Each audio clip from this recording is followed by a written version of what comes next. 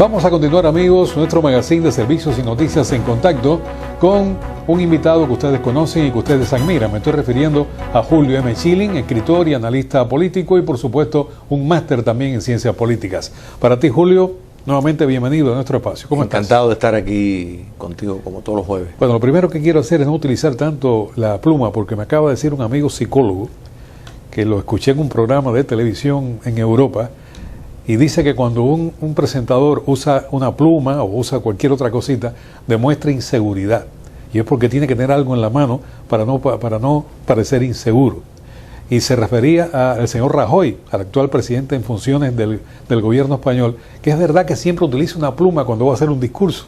Y entonces dice que descarga sus emociones a través de la pluma. Así que lo primero que quiero hacer ahora es botar la pluma, porque quiero entrar en un tema que es un tema que quiero tener seguridad al plantearlo y a ver cómo tú lo aprecias. Pero te hago una observación a que has dicho eso y me vienen a la mente dos intelectuales norteamericanos de primera que siempre usaban algo. Uno, William F. Buckley, que siempre en su programa por años, un intelectual de primera, tenía, no recuerdo si es un lápiz o una pluma. Y Jeane Kirkpatrick, correcto, la embajadora norteamericana, pues también. Que firmeza tenía siempre en su discurso, así que por lo tanto parece que la regla no es general.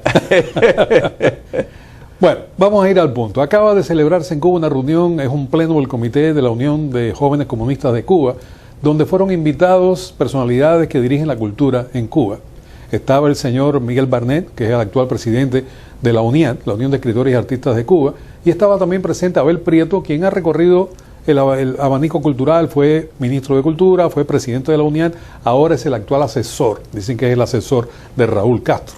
Eso de los asesores cubanos hay que tomarlo con pinzas, claro, porque realmente los escuchan, pero les sale por un oído y le entra por el otro algún tipo de opinión, o son genuflexos por completo a la opinión del cabecilla de turno, en este caso Raúl Castro.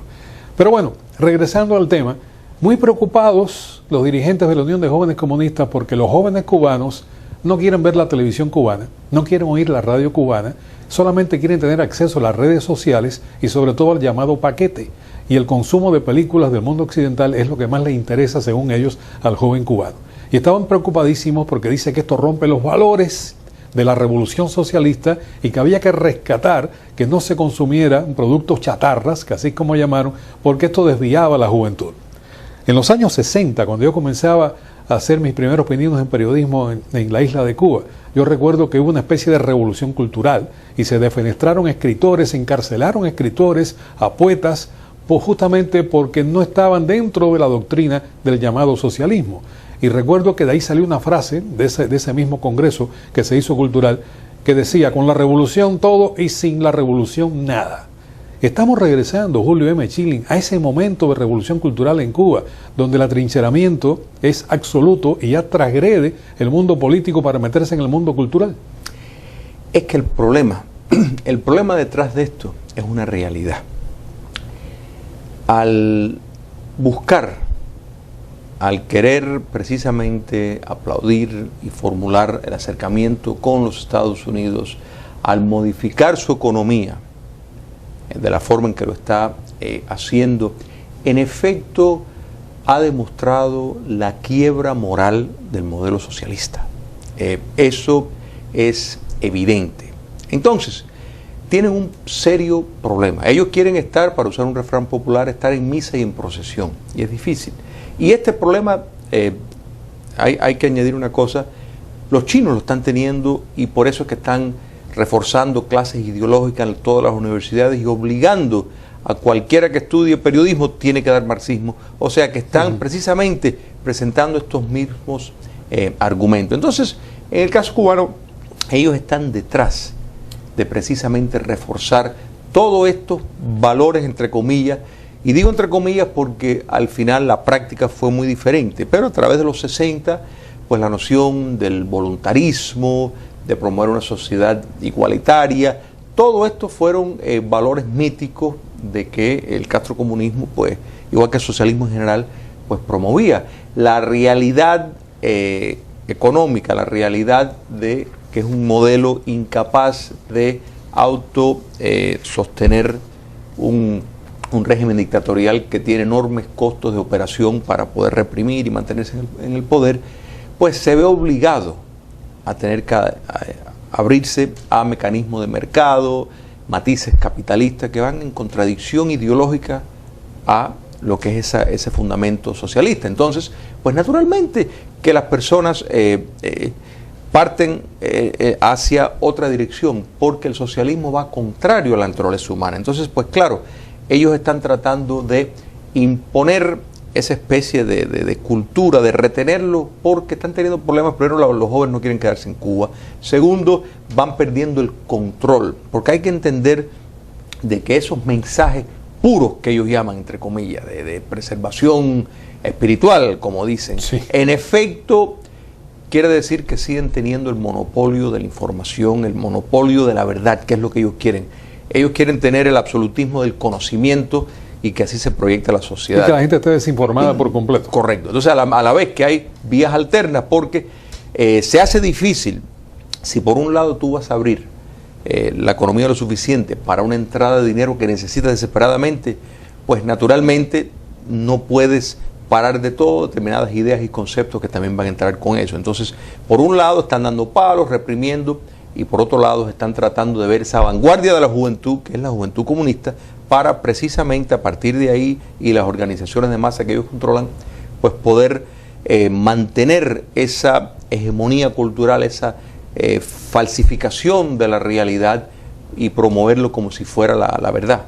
Fíjate lo que dice Abel Prieto en este pleno de la Unión de Jóvenes Comunistas de Cuba, celebrado recientemente. Esto fue en el propio mes de junio.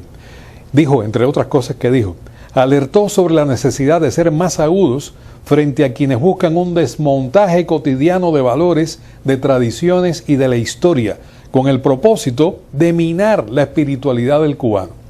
Y después dice, el peligro se hace mayor ahora ante las plataformas emergentes que permiten nuevas formas de consumo. La cultura nos une a todos los revolucionarios que queremos defender al socialismo. Están en franca batalla de una revolución cultural. Y es una gran hipocresía, porque todos hemos visto las imágenes del hijo de Raúl Castro, de Fidel Castro, en un yate, en un curso a través de Grecia, costó millones de dólares ese viaje. Todos sabemos cómo viven la alta élite del poder en Cuba. Fidel Castro es uno de los individuos más ricos del mundo. Entonces, ¿cómo es que se atreven a considerar valores el querer mantener en una miseria perpetua a la sociedad cubana?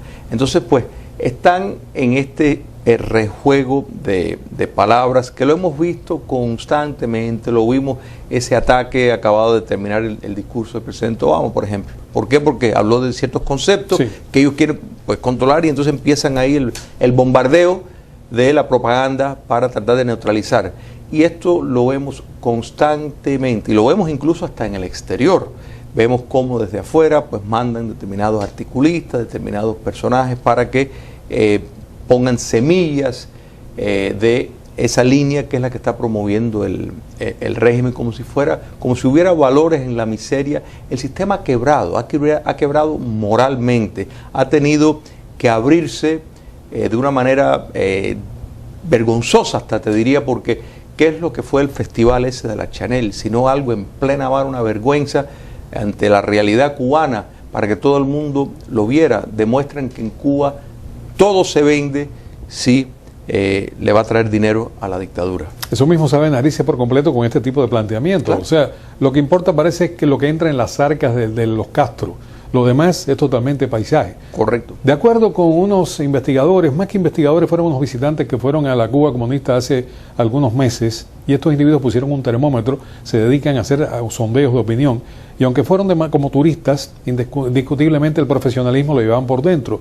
Y ellos llegaron a la conclusión, y así lo declararon aquí a la prensa en Estados Unidos, de que la máxima aspiración de los jóvenes en Cuba es irse del país, escaparse del país. Y por supuesto, por eso esta gran preocupación de estos individuos, claro, que están con los ojos vendados, que no se dan cuenta que no pueden tapar el sol con un dedo. No se trata de poner unas películas, bueno, en Cuba recuerda que ponían películas rusas constantemente, y había solamente los sábados ponían 2 películas que eran películas del mundo occidental, podrían ser norteamericanas, europeas, en algunas ocasiones también películas francesas. el cubano de a pie decía que había 3 categorías de películas, la buena, la mala y la soviética, que ya estaba fuera de categoría. Pero digo esto porque en una oportunidad me cuenta mi director técnico, Oscar Suárez, que en una reunión de nomenclatura de dirigentes comunistas en Cuba, a alguien se le ocurrió decir que había que quitar las películas del sábado porque eran películas chatarra que le hacían daño. Y entonces se levantó alguien allí, creo que fue Abel Prieto mismo el que se paró y dijo, no quiero que esto lo repita la prensa, pero óigame, si quitamos las películas del sábado la gente bota el televisor.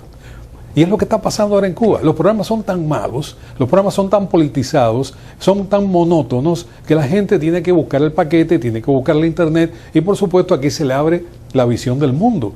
Y por eso se buscan este tipo de respuesta que es la que ellos no querían nunca escuchar.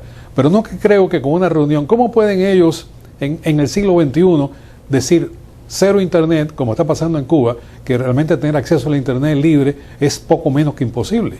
Por el costo que tiene. Correcto. Y por lo limitado que se tiene. Correcto. La modernidad, Daniel, abre una puerta para uno tener una selección. Ellos saben que la nación cubana fuera de su territorio vive en democracia y tiene una cantidad casi infinita de opciones para escoger periódicos, libros, programas de televisión, etcétera, etcétera. Entonces, esa limitación que la dictadura pudo gozar, ese monopolio de lo que proyecta, pues claro, se le hace difícil. La modernidad y la tecnología ha complicado eso.